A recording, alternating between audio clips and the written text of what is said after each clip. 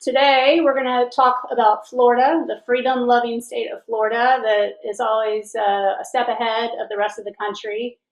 Governor Greg Abbott was constantly trying to catch up with Florida during the pandemic, and we watched with envy as Florida, paved the way during the pandemic.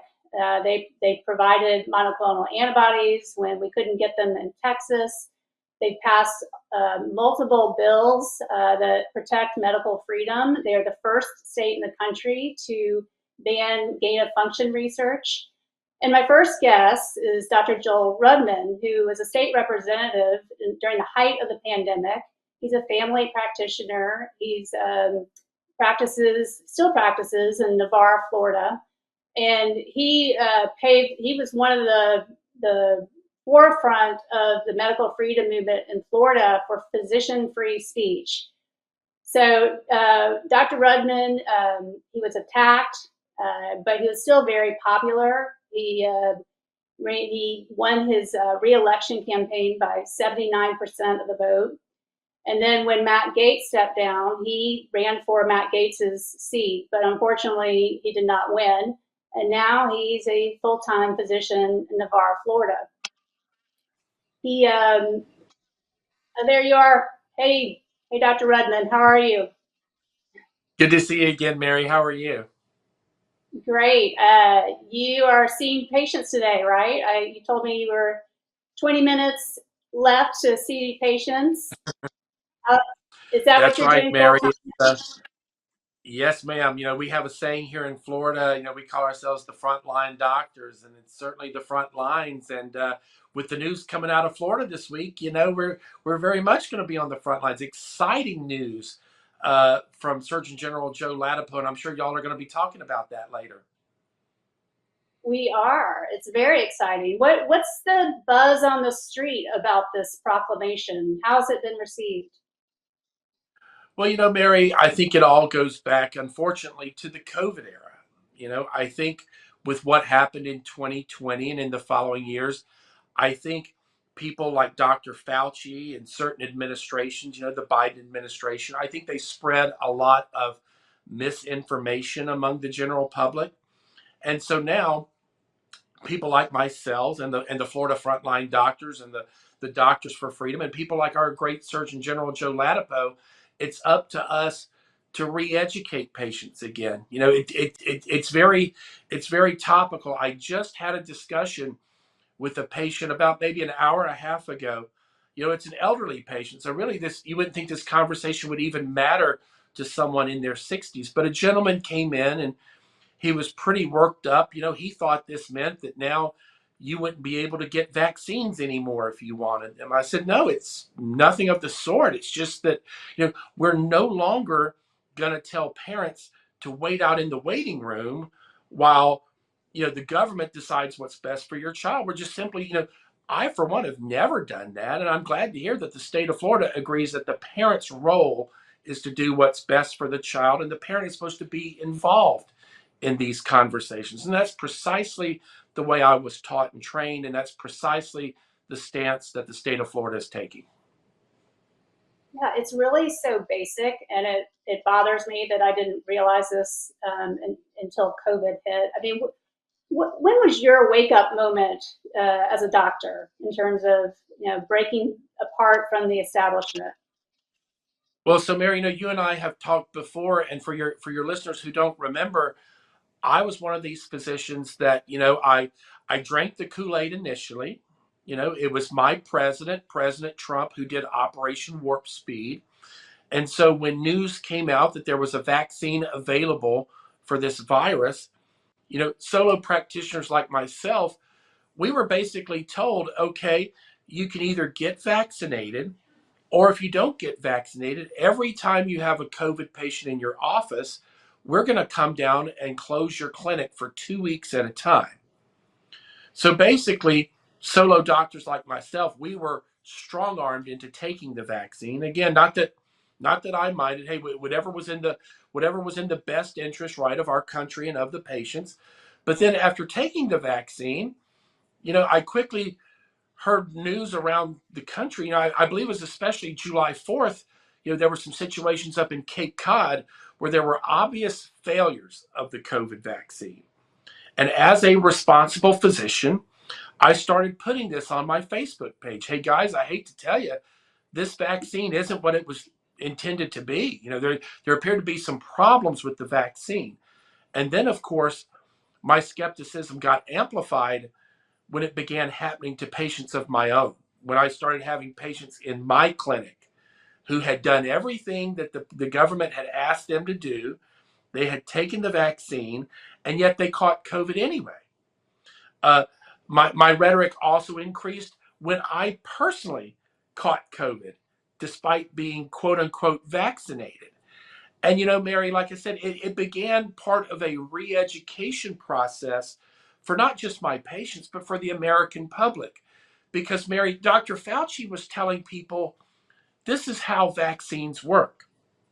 And of course, rational, reasonable physicians, we had to say, no, this is not how vaccines work. This is not a vaccine if this is how it was intended to work. Can you imagine the outrage, Mary, if someone brought me a child who was bitten by a rabid dog, and if I gave that child a rabies vaccine saying this will save your child's life, you know, can you imagine if that child contracted rabies anyway, despite my vaccine? Boy, I would be in such hot water. There would be legal proceedings. I'd probably have my license taken away. So we're having to re-educate patients that no, the good vaccines, the vaccines from the prior generations, right? They prevented disease. You get an IPV shot because you don't want polio. And so, it's part of a re-education process that we're having to do because Dr. Fauci and the government bureaucracy were telling people, no, it's okay that you still got COVID. It's okay that you were still hospitalized. It's okay that you caught it despite you being vaccinated against it. So basically, we've had to go back and re-educate everyone. So, like for example, the patient this morning who was a little upset with the latest recommendations in the state of Florida, I had to remind this elderly patient, well, what difference does it make to you? Like, I mean, if you want a Pneumovax shot, you can still go get one. Your vaccination should not be dependent on other people's choices. I mean, if I choose not to get a Pneumovax, how does that make you sicker? I don't understand it. I agree. And it's just interesting, though, that most doctors, despite seeing firsthand that these shots didn't work, despite seeing, I mean, I assume you've probably seen injuries too, are That's right. still unwilling to even entertain the possibility that there's something wrong with these shots. I mean, is that what, and other doctors that you talk to in your area, are people more awake than we realize? Are other doctors more awake, or do you feel pretty isolated in your beliefs? So it's getting there, Mary. I think you're seeing more and more people question the system, and not just patients, but thankfully doctors are starting to question the system as well. Unfortunately, in the realm of politics, whether you talk about the legislature in Florida or whether you talk about the legislature in Texas, unfortunately, in the political realm, the political calculus has not quite gotten there yet. I think you told the viewers that as a successful state representative, I ran to succeed Matt Gaetz in Congress when Matt stepped down. I was the only candidate in our race, which is the most conservative part of Florida. It's the most conservative district in the Florida Panhandle. I was the only candidate to openly call for the COVID shots to be taken off the market. And there were 9 other Republican candidates. None of them had the guts to make the same call. So unfortunately, in the political realm, they're doing the political calculus, and minds and hearts are slow to come around to the obvious things that you and I are talking about today. But I think in terms of patients, in terms of medical clinics, I think there's a lot of doctors who are seeing the light or at least questioning some of these stats that we're being given. Yeah, Florida is a little bit of a conundrum to me because you've got this wonderful governor who's very pro medical freedom, but it seems to me that your House and your Senate are not that way. What's the political climate like in Florida in terms of medical freedom? Well, I can let you know that when the chips were down for me, when I was just a private physician in the Florida Panhandle who was questioning what our government was telling us, the American Board of Family Medicine investigated me. They wanted to strip me of my board certification, even though, as we discussed earlier, I did everything they said. I was a vaccinated physician, but yet they would brook no intolerance. They would brook no questioning of their methods or of their results. And so when the chips were down for me personally, when it looked like, wow, they're coming for my livelihood, I can tell you there were people in the Florida legislature back in 2021, 2022. Strangely enough, those people were from my district. Again, it tended to be panhandle representatives. There were people who saw what was happening and they wanted to change things. But the people who truly moved the pendulum, who truly swung the pendulum in our favor, make no doubt about it, it was Governor Ron DeSantis and it was people like Surgeon General Joe Latipo. These are our true medical freedom fighters. The legislature was a little slow to come around, and it wasn't until I was elected in 2022 that I actually sponsored a bill in the legislature that had Surgeon General Latipo's approval. It was strongly endorsed by Governor Ron DeSantis. My bill, which became law in 2023, was the first of its kind in the nation that protected physicians' freedom of speech. Now, again, just so your viewers at home understand, I was never under threat by the State Medical Board of Florida. Again, Florida, we're the free state of Florida. We are the home to medical freedom. So I was never in trouble with my Florida license. It was these people in Lexington, Kentucky, who run the American Board of Family Medicine. And we were hearing different things from other certifying boards as well, the American College of Dermatology, for example. So my bill said that no outside agency is ever going to strip a physician of their board certification based off of their opinion, whether it be their honest to goodness medical opinion, or whether it be commentary on a political website, or whether it be commentary on social media. I mean, you literally had hundreds of Florida physicians who got threatening letters from their certifying boards saying that, hey, we don't like the message you're putting out. So not only was I grateful to use that as a springboard to get involved in public office, but as soon as I got to Tallahassee, the very first bill that I concocted and drafted and filed and passed was the first of its kind in the nation bill that protects physician freedom of speech. And we combine that language with what's known as medical conscience language, where basically no one can force a doctor to do something that's against their good conscience. We are the sixth state in the union to have that language on the books. So again, the legislature was more or less slow to come around, but I can credit everything. I can credit my own particular uh, success in the legislature. I can credit Florida's stance as being the leaders in terms of medical freedom. That's all due to our great governor, Governor Ron DeSantis, and again, the best Surgeon General in the nation, who I believe is going to be following me here in a few minutes. Yeah, I'm wondering, does the Florida Medical Association, do they get real involved with the legislator? Because the Texas Medical Association is, they are, well, they consider themselves pretty powerful. They're constantly, trying to wield their influence in our state, in our Senate, in our House. What is it? And they are, I mean, they are really bad. I mean, they are pro mandate, they are pro censorship, They support the gender transitioning of minors, and this is all in writing, in their resolutions. I'm curious: is the Florida Medical Association like the Texas one?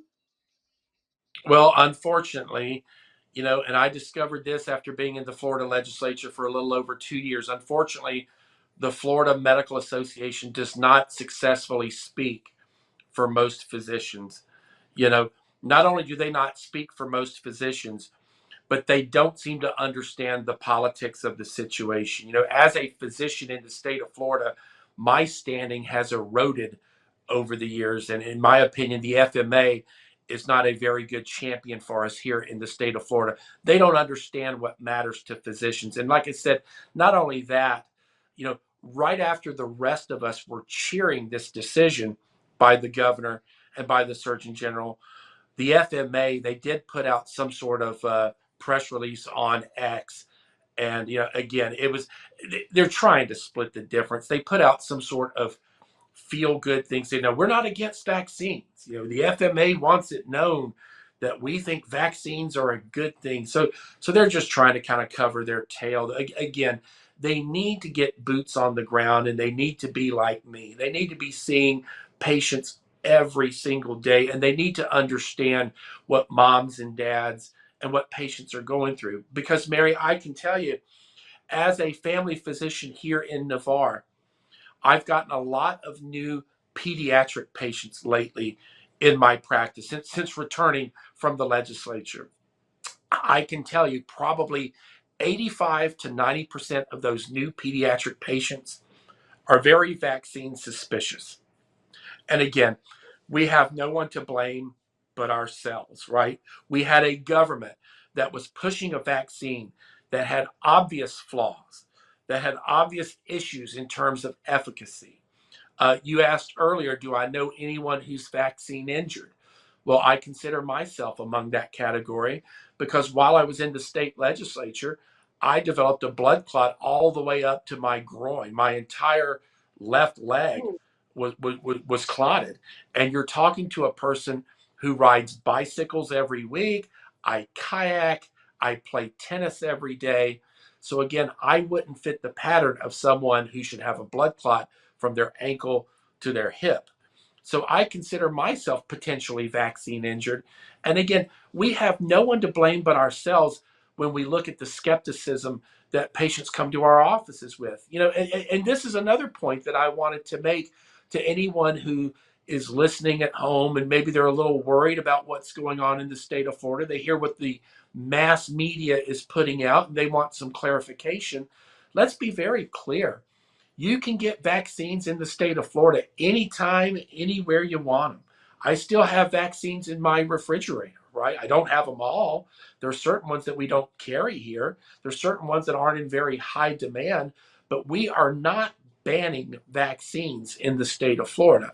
What we are doing, we're saying that you must make the argument, right? If you're a physician worth your salt, you must be able to explain to the patient sitting in front of you why such a vaccine is even necessary. And Mary, sometimes it's not even a difficult argument. Sometimes patients come in and they want to know, look, of these 10 or 12 vaccines that are on this list, Dr. Rudman, which ones did your kids get when they were going to school? Are there some that we might want to talk about or consider? So again, we mentioned things that are pretty commonsensible, like polio. Certainly, no one wants to contract polio.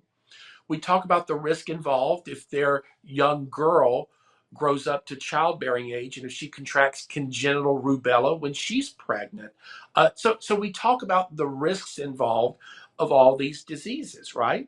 But if you're not willing to sit down and have that talk with your patient, if you're not willing to sit down and explain to them why you are recommending a certain modality or a certain treatment over another, well, what medical school did you go to? I never once in medical school forced a treatment on anyone. I mean, for that matter, when you go to the emergency room and you're clutching your chest, you're concerned that you're having a heart attack. At any time in the emergency room, you are welcome to fill out a form saying you are leaving against medical advice. And so, who these physicians are that want to dictate to patients, no, you have no right. You are not welcome to the information that I have. You don't need to know why we're recommending this. Well, that just flies in the face of how we were all trained and taught.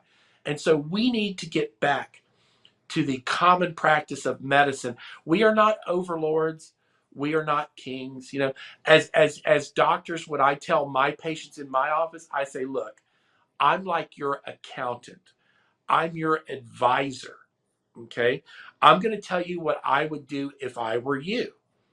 Now, I'm not going to follow you home and be sure that you take my advice. So if someone walks in, and they smell of smoke, sometimes they even have people walk in and they have the boldness to have cigarettes right here in their front pocket as they're talking to me. Now, you and I both know they shouldn't be smoking. And this patient's probably heard me tell them a million times, hey, you know what's going to happen if you smoke. I am not my brother's keeper. It is not my job to discharge that patient from my practice, nor is it my job to follow them home, nor is it my job to knock the cigarettes out of their shirt pocket, right? Again, we advise patients on what we think is best, but we involve everyone in that decision, right? The patients have a right to know why we're recommending what we're recommending. It's basic. It's informed consent, which we were all trained on, but for some reason, vaccines are different, right? They're in their own little class. I have one last question. Ivermectin, over the counter. What's going on with Florida? I haven't heard a peep. you know, I think these are questions that are best left for the Florida legislature. We could probably do a whole show on the Florida legislature in the future. Right now, there seems to be a little bit of a civil war in Florida. You have real, honest to goodness, constitutional conservatives like myself, like Governor DeSantis. There are several others, most of whom are in the Florida Senate. Our CFO is a great chief financial officer. We have a great attorney general.